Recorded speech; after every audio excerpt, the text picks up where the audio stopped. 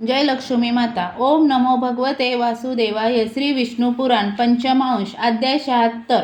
अनिरुद्ध उषा विवाह. पराशर म्हणाले, सत्यभामेला भानू, भौमेरिक इत्यादी पुत्र होते. रोहिणीला दीप्तिमान आणि ताम्रपक्ष असे पुत्र होते. जांबवतीला सांब हा पुत्र होता. अशा प्रकारे इतरही राण्यांना मिळून कृष्णाला अनेक पुत्र होते. या सर्वांमधील मोठा प्रद्युम्न हा रुक्मिणीचा पुत्र होता. प्रद्युम्नाचा पुत्र अनिरुद्ध व त्याचा पुत्र वज्र होय. अनिरुद्धचा विवाह बळीच्या नातीशी म्हणजेच बाणासुराची मुलगी उषा हिच्याशी झाला. त्या विवाहाच्या वेळी कृष्ण व शंकर यांचे युद्ध झाले आणि बाणासुराचे हात कापले गेले. मैत्रेय म्हणाले, हे कसे झाले? तेव्हा पराशर सांगू लागले, एकदा शंकर व पार्वती यांची क्रीडा पाहून उषेला देखील पतीशी क्रीडा करायची इच्छा झाली.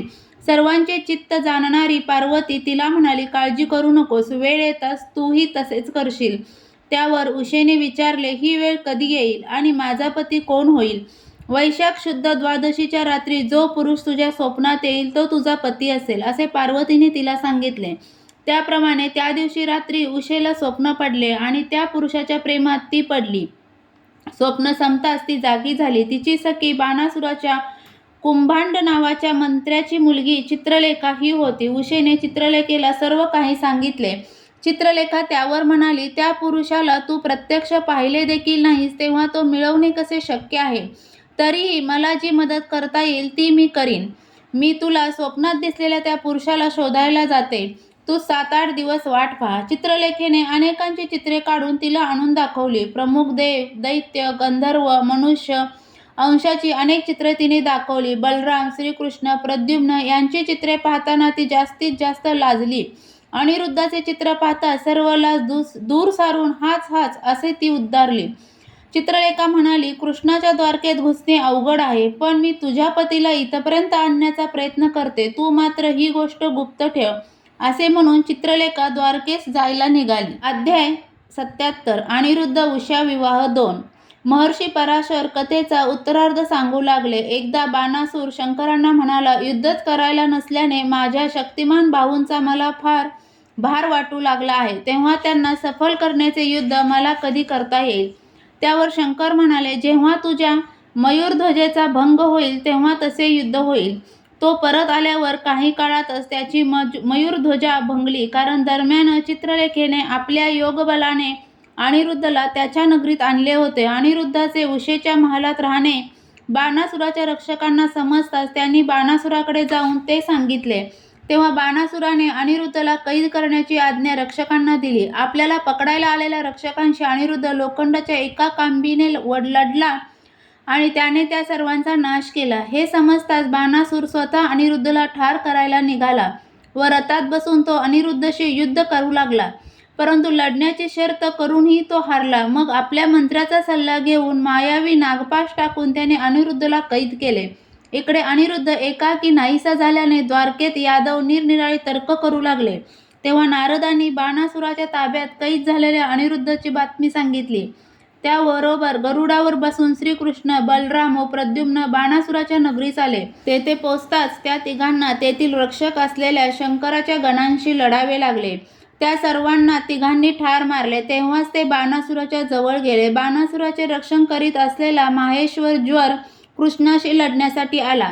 त्याने भारून फेकलेल्या भस्माच्या स्पर्शाने कृष्णाला ताप चढला. कृष्णाला स्पर्श करताच बलराम व प्रद्युम्न यांनाही तो ताप चढला.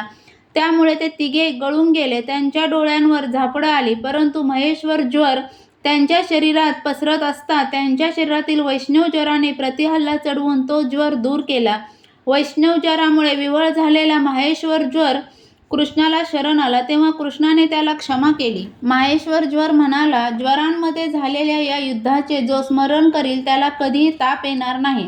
आता बाणासूर आणि सर्व दैत्य सेनेसह भगवान शंकर आणि कार्तिकीय कृष्णांशी लढू लागले.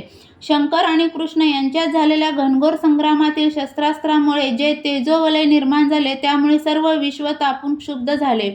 कृष्णाने सोडलेल्या जुम्रभाकस्त्रामुळे शंकरांना डुलक्या आणि जांभया येऊ लागल्या. ते रथाच्या मागच्या बाजूस जाऊन बसले. शंकराची अशी अवस्था पाहून बाणासुराच्या बाजूचे योद्धे पळू लागले. कार्तिकेयच्या वाहनाला गरुडाने मारले. कृष्ण व प्रद्युम्नाच्या शस्त्रामुळे घायाळ होऊन कार्तिकेयही युद्धभूमीतून पळून गेला. अखेरीस महारथात बसून बाणासूर लढायला पुढे आला. बलरामाने केलेल्या बाणांच्या वर्षावाने दैत्य योद्ध्यांची दाणादाण उडाली. कृष्णाशी बाणासूर जीव खाऊन लढू लागला. कृष्ण आणि बाणासूर कवचभेदी बाण सोडू लागले. दोघेही एकमेकांचे बाण तोडून टाकू लागले. त्या दोघांचे निरनिराळ्या शस्त्रांनी भयंकर युद्ध झाले. सर्व शस्त्रे व्यर्थ ठरल्यावर कृष्णाने युद्ध संपवायचे ठरवले. शेकडो सूर्यासारखे तेज असलेले सुदर्शन चक्र कृष्णाने हातात घेतले. तेव्हा दैत्यांची विद्या कोठरी नग्न होऊन कृष्णासमोर आली. कृष्णाने आपले डोळे बंद केले आणि बाणासुराचे हात कापण्याची इच्छा करून सुदर्शन चक्र सोडले.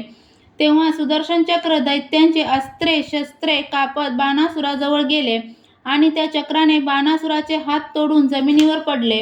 तेव्हा बाणासुराच्या तुटलेल्या हातातून वाहणाऱ्या रक्ताची धार लागली. ते पाहून शंकराने कृष्णाकडे जाऊन बाणासुराला जीवदान द्यावे, कारण मी त्याला अभय दिले होते आणि गर्व झाल्यामुळे तो तुमच्याशी लढला आहे, तेव्हा त्याला ठार करू नका, अशी कृष्णाला विनंती केली. तेव्हा श्रीकृष्णाने शंकराला म्हटले, ठीक आहे, तुम्ही दिलेल्या वराचा भंग न हो. तसे पाहिले तर विश्वातील सर्व काही मीच आहे. कृष्णाने प्रसन्नपणे हसून शंकराला निरोप दिला आणि अनिरुद्धला नागपाशातून मुक्त केले. अनिरुद्ध आणि उशेला घेऊन कृष्ण, बलराम व प्रद्युम्न गरुडावरून द्वारकेस परतले. अध्याय 78 पौंड्रकाचा वध. पराशर मुनी म्हणाले, पौंड्र वर्षात वासुदेव नावाचा एक राजा होऊन गेला. विष्णूचा मनुष्य रूपातील अवतार हाच राजा होय, अशा समजुतीने अज्ञानी लोक त्याची स्तुती करत असत. त्यामुळे तो देखील स्वतःला वासुदेवाचा अवतार समजू लागला. म्हणूनच विष्णूची सर्व शंख चक्रादी आयुधे आणि इतर चिन्हे तो धारण करू लागला. एक दिवस त्याने श्रीकृष्णाकडे दूत पाठवला. दूताबरोबर त्याने एक संदेश पाठवला होता. तो असा, वासुदेवाने संदेश पाठवला आहे की तू चक्र वगैरे चिन्हे ताबडतोब सोडून दे आणि आपला जीव वाचवायचा असेल तर तू मला शरण ये. कृष्ण हसला आणि म्हणाला, त्याला सांगा की मी स्वतः तुझ्याकडे उद्याच येईल आणि तुझ्यासाठी माझे चक्र वगैरे सोडून देईन. गरुडाचे स्मरण करून हजार झालेल्या गरुडावर कृष्ण बसला आणि पौंड्रक वासुदेवाच्या राजधानीत निघाला. ही बातमी समजताच काशीचा राजा पौंड्रकाच्या साह्याला आपले सैन्य घेऊन आला. काशीच्या राजाच्या सैन्यासह आपले प्रचंड सैन्य घेऊन पौंड्रक वासुदेव कृष्णाला सामोरा आला. तो रथात वर बसला होता. त्याच्या हातात शंख चक्र गदा पद्म शारंग धनुष्य होते. त्याच्या गळ्यात वैजयंती माला होती. त्याने पितांबर नेसला होता. त्याच्या छातीवर श्रीवत्स चिन्ह होते. त्याच्या ध्वजावर गरुडाचे चिन्ह होते. अशा प्रकारे भगवान विष्णूचा वेश केला असताना त्याच्यासमोर आलेल्या कृष्णाने ते पाहून गंभीर हास्य केले आणि मग त्याच्या सैन्याशी तो लढू लागला. कृष्णाने आपले तीक्ष्ण बाण सोडून क्षणातच शत्रूची शस्त्रे तोडून टाकली. तेव्हा समोर आलेल्या पौंड्रकाला कृष्ण म्हणाला, तू दूत पाठवून मला केलेल्या आज्ञेप्रमाणे मी माझी शस्त्रे तुला उद्देशून सोडत आहे. पहा, हे माझे चक्र गदा तुझ्यावर सोडली. हा माझा गरुड मी तुझ्या ध्वजावर सोडत आहे. कृष्णाने सोडलेल्या शस्त्रांनी पौंड्रकाला विदीर्ण करून जमिनीवर पाडले, तर गरुडाने पौंड्रकाचा ध्वज मोडला. सुदर्शन चक्राने कृष्णाने काशीच्या राजाचे मुंडके कापले. त्याबरोबर ते मुंडके काशीत जाऊन पडले. शत्रूचा नाश केल्यावर मग कृष्ण द्वारकेस परतले. अध्याय 79 काशीचे दहन. पराशर मुनी पुढे सांगू लागले, इकडे काशीमध्ये ते शीर येऊन पडले तेव्हा लोकांना अचंबा वाटली की काशीराचा राजाचा वध कोणी केला. त्यांना समजले की कृष्णाने त्यांच्या राजाला ठार केले. त्यामुळे आता गादीवर बसलेल्या काशीराजाच्या मुलाने शंकरास प्रसन्न करून घेतले. शंकर म्हणाले, वर माग. तेव्हा राजपुत्र म्हणाला, माझ्या पित्याला ठार करणाऱ्या कृष्णाला नष्ट करण्याची एक कृत्या निर्माण करा. तेव्हा शंकर म्हणाले, तथास्तु. मग त्याने पूजाविधी समाप्ती करणारा यज्ञ करताच त्या यज्ञालाच नष्ट करण्याची कृत्या निर्माण झाली. तिचे केस अग्नीच्या ज्वालांप्रमाणे दिसत होते. तसेच तिच्या विक्राळ मुखाभोवती ज्वालांच्या माळा होत्या. ती रागाने कृष्णाला हाक मारत द्वारकेत येऊन पोचली. ती भयानक कृत्या पाहून द्वारकेतील लोक भयाने व्याकुळ होऊन कृष्णाला शरण गेले. तेव्हा द्यूत खेळत असलेला कृष्ण तिला सामोरा गेला.